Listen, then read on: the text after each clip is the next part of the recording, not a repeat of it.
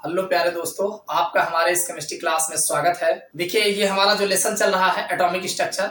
आज हम atomic structure में आपको बहुत ही इंपॉर्टेंट बात बताने वाले हैं जो आपके लिए काफी हेल्पफुल है। देखिए, अगर आप केमिस्ट्री पढ़ रहे हो तो इन सब बातों को जानना आपको बहुत आवश्यक है। आज के लेक्चर्स में हम बात करने वाले हैं कि इलेक्ट्रॉनिक विन्यास के आधार पर अयुग्मित युग्मित इलेक्ट्रॉनों की संख्या का निर्धारण कैसे किया जाता है, यानी अयुग्मित इलेक्ट्रॉनों की संख्या के बारे में कैसे जानकारी की जाती है, इस टॉपिक पर चर्चा करने वाले हैं। तो अंत तक बने रहिएगा।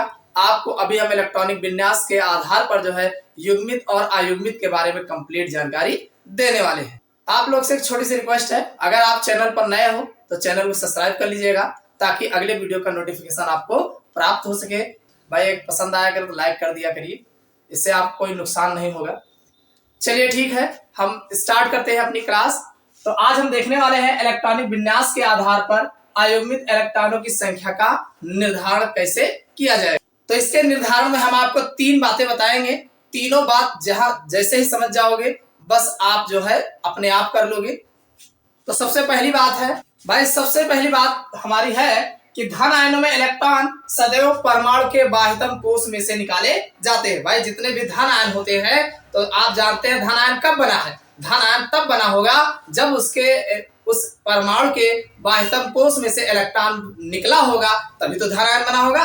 भाई, किसी के ऊपर अगर धन आवेश लगा है, किसी भी एटम के ऊपर धन आवेश लगा है, तो एक चीज ध्यान रखिएगा कि उसके बाह्यतम कोश में से जितना धन आवेश लगा होगा उतना इलेक्ट्रॉन निकाले होगा उसने। ठीक, तो वही कहा गया, जितने इलेक्ट्रॉन परमाणु में से निकाले जाते हैं उतने इकाई धन आवेश परमाणु पर आ जाता है। इतनी बात समझ में आई? नहीं समझ में आया? चलो एग्जाम्पल देख लेते हैं। जैसे मान लीजिए हमारे पास कैल्शियम है और कैल्शियम का जो परमाणु क्रमांक होता है 20 होता है।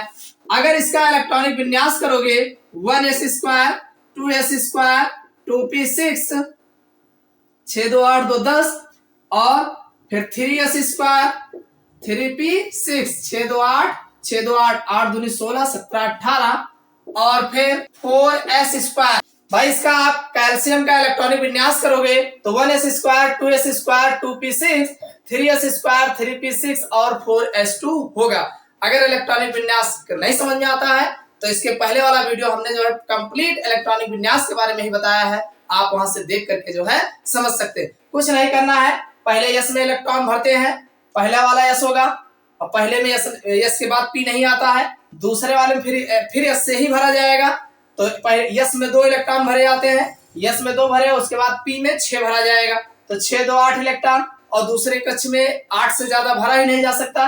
फिर तीसरे में आते हैं, तीसरे में ये 2 इलेक्ट्रॉन डालेंगे, फिर पी में 6 डालेंगे, डी नहीं लेंगे। क्यों? क्योंकि डी में भरने से पहले अगले वाले में 1 या 2 इलेक्ट्रॉन भरा जाता है, तो फिर यस लेकर के 2 इलेक्ट्रॉन डाल देंगे।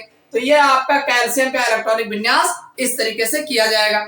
अब अगर बात आती है, लिखा हो कैल्शियम के ऊपर 2+ चार्ज लिखा हो, यानी आप यहाँ पे Ca2+ चार्ज दिया हो, तब इसका क्या मतलब हुआ? तो इसका सीधा सा मतलब हुआ ये बाहर वाला 2 इलेक्ट्रॉन इन्होंने निकाल दिया होगा। मतलब 1s² 2s² 2p6 3s² और 3p6 होगा। समझ में आई बात कि नहीं? यानी अगर आपसे Ca2+ चार्ज का इलेक्ट्रॉनिक विन्यास करने को कहा जाए तो सीधी सी बात है, आप जो कैल्शियम का इलेक्ट्रॉनिक विन्यास होता है उसमें बाह्यता वाले कोश में से 2 इलेक्ट्रॉन ऑलरेडी कम कर देंगे। तो यहाँ से 2 इलेक्ट्रॉन कम कर देंगे तो हमारा 2 2 4 6 4 10 2 12 12 6 18, यानी 20 था, 20 में से 18 बचेगा, 2 तो निकल गया है ऑलरेडी। समझ में आई बात कि नहीं? अब बात आती है युग्मित और अयुग्मित की बात करने की। तो आप जान रहे हैं 3p6 यानी आउटर सेल्स का जो हमारा एनर्जी डायग्राम बनेगा, भाई 3p है तो ये आपका 3p6 होगा। आप जानते हैं p ऑर्बिटल में 3 कॉलम होते हैं, 6 इलेक्ट्रॉन मैक्सिमम भरे जाते हैं। अरे p में मैक्सिमम 6 इलेक्ट्रॉन भरे जाते हैं, तो अब 6 ऑलरेडी है ही है, तो ये एक इलेक्ट्रॉन भर दिया जाएगा, उसके बाद बचा होगा दूसरा इलेक्ट्रॉन। कुल मिला के 6 इलेक्ट्रॉन है और 6 ही चैम्बर है, तो 2 इलेक्ट्रॉन सब में भर देंगे। तो अब चूंकि एक कंप्लीटली भाई हर एक चैम्बर में 2 इलेक्ट्रॉन मैक्सिमम आ सकते हैं, तो 2 इलेक्ट्रॉन भर दिया गया है। कोई खाली बचा है, कोई 1 इलेक्ट्रॉन वाला बचा है, नहीं बचा है, तो ये सब के सब युग्मित है। कैसा है? युग्मित। तो समझ में आया? यानी ये सब के सब जो है युग्मित है, यानी कैल्शियम Ca2+ चार्ज ये जो है युग्मित इलेक्ट्रॉन इसमें पाए जाते हैं। समझ में आई बात? चलो दूसरा पॉइंट देख लेते हैं। चलिए भाई दूसरा पॉइंट देख लेते हैं। दूसरा पॉइंट कह रहा है कि ऋण आयनों में इलेक्ट्रॉन सदैव ग्रहण करते हैं, यानी जो ऋण आयन होते हैं तो ऋण आयनों में हमेशा जो है ऋण आयन कब लगेगा? जब कोई परमाणु बाहर से इलेक्ट्रॉन ग्रहण करता है तब उसके ऊपर ऋण आवेश लगता है। तो वही लिखा है, जब कोई उदासीन परमाणु बाहर से एक या अधिक इलेक्ट्रॉन पूर्ण रूप से ग्रहण करता है तो ऋण आयन प्राप्त होता है। एक परमाणु जितने इलेक्ट्रॉन ग्रहण करता है उतने इकाई उस परमाणु पर ऋण आवेश उस परमाणु के ऊपर आ जाता है। यानी कहने का मतलब कोई भी उदासीन परमाणु है तो जितना इलेक्ट्रॉन्स वो बाहर से ग्रहण करता है पूर्ण रूप से, तो जितना नंबर ऑफ इलेक्ट्रॉन्स वो ग्रहण करता है उतने इकाई उस पर ऋण आवेश बनता है। भाई पहली बात हमने कहा कि धन आयन की अगर हम बात करें तो धन आयनों में बाह्यतम कोश में से जितना इलेक्ट्रॉन बाहर निकालते हैं तो उतना उनके ऊपर धनावेश बनता है। तो ऋण आयनों में वही बात है कि कोई उदासीन परमाणु बाहर से जितना इलेक्ट्रॉन ग्रहण करता है उतने ही इकाई उनके ऊपर ऋण आवेश जो है आता है। जैसे अगर हम बात करें ब्रोमीन 35 होता है परमाणु क्रम।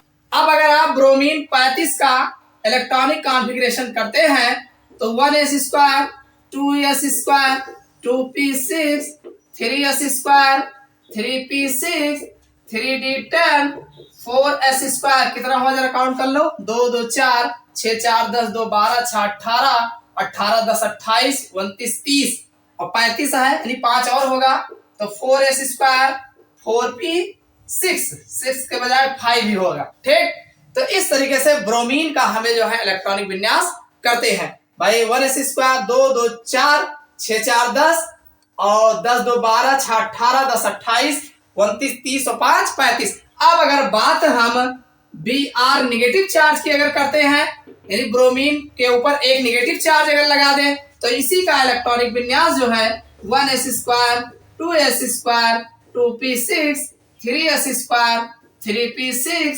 3d10 और 4s2, 4p6। एक इलेक्ट्रॉन लिया होगा तो 5 था, अब की बार 6 हो जाएगा। तो अगर हुंड के नियमानुसार इसके एनर्जी डायग्राम की बात करें तो आप जानते हैं भाई 4p6 है तो 1 2 3 4 5 6, यानी इस तरीके से इनके सभी कोष पूर्ण रूप से युग्मित है, यानी इनमें जो इलेक्ट्रॉनों की संख्या है वो युग्मित है।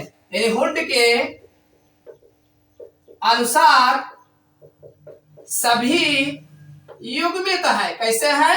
युग्मित है। समझ में आया? सब के सब पूर्ण रूप से भरे हुए। समझ में आ गई दूसरी बात। चलो तीसरी बात देख लेते हैं। तीसरा पॉइंट हमने आपको कहा कि वे परमाणु और आयन जिनमें अयुग्मित इलेक्ट्रॉन होते हैं, यानी जिनमें भाई ये देखो अभी दो हमने आपको एग्जाम्पल दिया, दोनों के दोनों युग्मित है, इसमें अयुग्मित इलेक्ट्रॉन एक भी नहीं है। तो वही कहा गया जिनमें अयुग्मित इलेक्ट्रॉन होते हैं अनचुंबकीय कहलाते हैं। यानी जिनमें अयुग्मित इलेक्ट्रॉन होगा वो अनचुंबकीय होगा। क्यों? क्योंकि खाली होगा, एक एक इलेक्ट्रॉन होगा तो उनको जरूरत होगी तो दूसरों को अपने में और आकर्षित करेगा, तो वो अनचुंबकीय होगा। और जिन परमाणु या आयनों में अयुग्मित इलेक्ट्रॉन नहीं होते हैं प्रतिचुंबकीय कहलाते हैं। अयुग्मित इलेक्ट्रॉन नहीं होते हैं, अयुग्मित इलेक्ट्रॉन नहीं होते हैं मतलब युग्मित होते हैं। अरे युग्मित मतलब ये युग्मित है भाई, सब में दो दो इलेक्ट्रॉन भरा है, एको में एक इलेक्ट्रॉन है नहीं, एको में सब में डबल जोड़ा सबका है। अगर जोड़ा सब में बना है तो वो युग्मित माना जाता है, और जो युग्मित होता है वो प्रतिचुंबकीय होते हैं। क्यों? क्योंकि उनको आवश्यकता नहीं है इलेक्ट्रॉन लेने की, तो प्रतिकर्षण नहीं करेगा। भाई जिनको लेने की आवश्यकता नहीं है दूसरों को प्रतिष्ठित करेगा, उसको आवश्यकता नहीं कहेगा बना तो भैया हमें नहीं चाहिए आपका, तो वो प्रतिकर्षित करते हैं। और जिनमें एक एक इलेक्ट्रॉन होगा अयुग्मित होगा। भाई जिनमें एक एक इलेक्ट्रॉन भरा रहता है वो अयुग्मित बोला जाता है। तो अयुग्मित जो होता है वो अनुचुंबकीय होता है, यानी दूसरों को अपनी ओर आकर्षित करते हैं। इसका एग्जाम्पल हम देख लेते हैं। जैसे अगर देखा जाए तो Mn2+, आप जानते हैं यह मैग्नीज का होता है 25, परमाणु क्रमांक 25 होता है। इलेक्ट्रॉनिक विन्यास करोगे 1s², 2s², 2p6, 3s², 3p6, 3d5 और 4s2। देखो 2+ चार्ज लगा है तो इसका मतलब 25 के बजाय 23 होगा। तो काउंट कर लो 2 2 4, 6 4 10, 2 12, 6 18, 8 5 13 23, मतलब ये 4 वाला इलेक्ट्रॉन नहीं होगा। बात समझ में आएगी नहीं? भाई क्यों नहीं होगा? क्योंकि 2 प्लस चार्ज लगा है ना, तो जितना प्लस चार्ज होगा बाहर से निकाल के फेंक दिया होगा, अरे कुल मिला के दे दिया होगा, बाहर निकाल दिया गया होगा।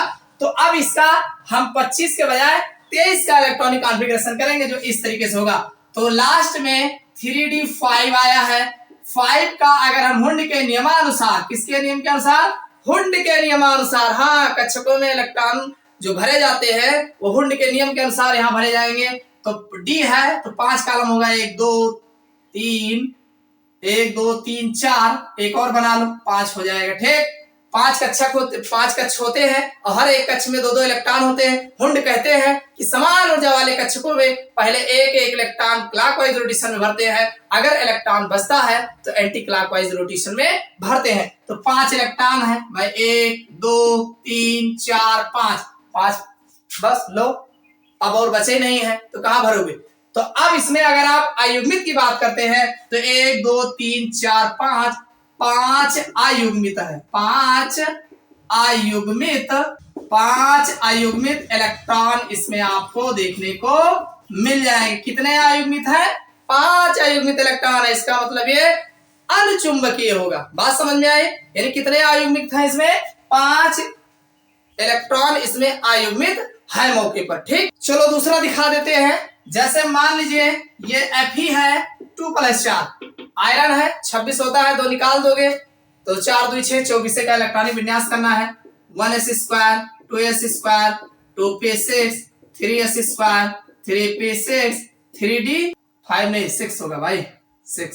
अब 2 प्लस 4 लगा है तो ये 6 6 12 12 13 14 14 और 6 20 और 20 4 24 25 26 हो गया भाई। 2 प्लस 4 लगा है, इसका मतलब लास्ट वाला 2 इलेक्ट्रॉन नहीं लिखेंगे।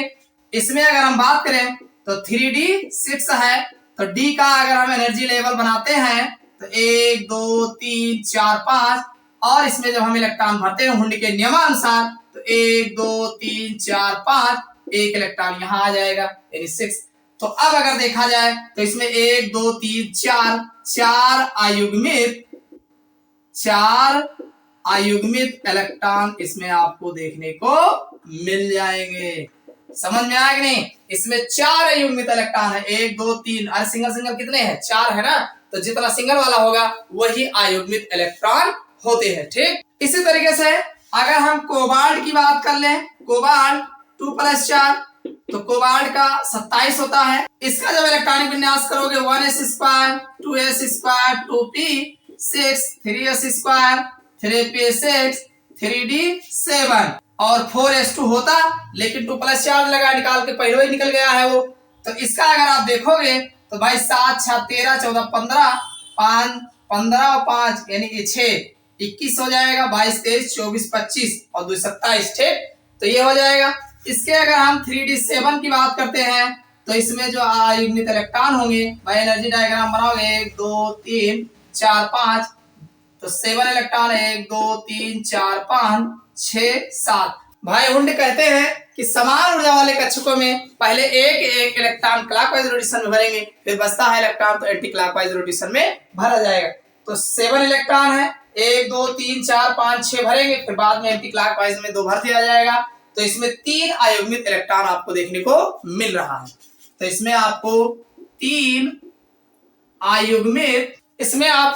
आयुग्मित इलेक्ट्रॉन देखने को मिल रहा है। तो इस तरीके से इलेक्ट्रॉनिक विन्यास के आधार पर युग्मित और अयुग्मित इलेक्ट्रॉनों की संख्या का निर्धारण किया जाता है। आशा करते हैं कि इस वीडियो में आपको समझ में आ गया होगा युग्मित और अयुग्मित क्या होते हैं। तो इस वीडियो में बस इतना ही, फिर अगले लेक्चर में मिलते हैं नए टॉपिक पर।